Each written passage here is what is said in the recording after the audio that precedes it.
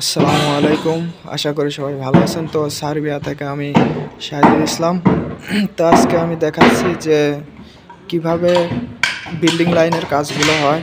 তো এখানে কাজ হচ্ছে আপনার বিমগুলো ঢালাই দিছে নিচের তলায়, নিচে আর কি এক ফ্লোর করার পরে পরবর্তীতে আর কি উপরে আর কি গ্রাউন্ড ফ্লোরের কাজ চলতেছে। তো এখানে বিমগুলো উঠাইছে। আর এখানে সিস্টেমটা আপনার বাংলাদেশের মতো না। এখানে যে বিম একটু ব্যাঁকা হবে তেরা হবে তা না। এখানে আপনার সিস্টেমগুলো অনেকটা স্টিল দিয়ে করে, তো এই জন্য আর কি ব্যাঁকা তেরার কোনো চান্স নাই। এটা আর কি আমাদের যে কোম্পানির সাইড, ওই সাইডের পাশেই। তো এখানেও কাঠ ইউজ করে এবং কাঠগুলো অনেক একদম সোজা, কোনো ব্যাঁকা তেরা নেই, নতুন নতুন কাঠ।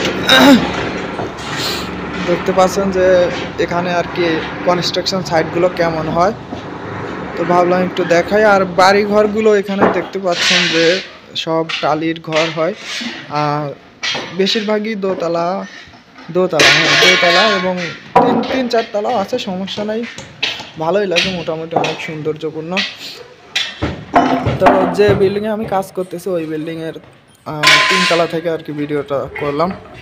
তো এখানকার মাটি এটা বাংলাদেশের মতোই, বাংলাদেশে যেমন মাটি এখানে ওই একই রকম মাটি।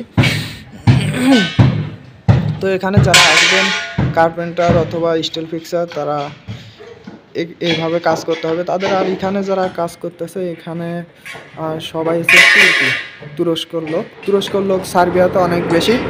এরা মূলত কনস্ট্রাকশন সাইটগুলোতে বেশি কাজ করে থাকে। আপনার 80% 90% কাজই তুরস্ক লোক করে সার্বিয়াতে।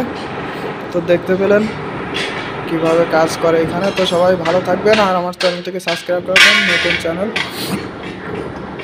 তো সবার জন্য শুভকামনা।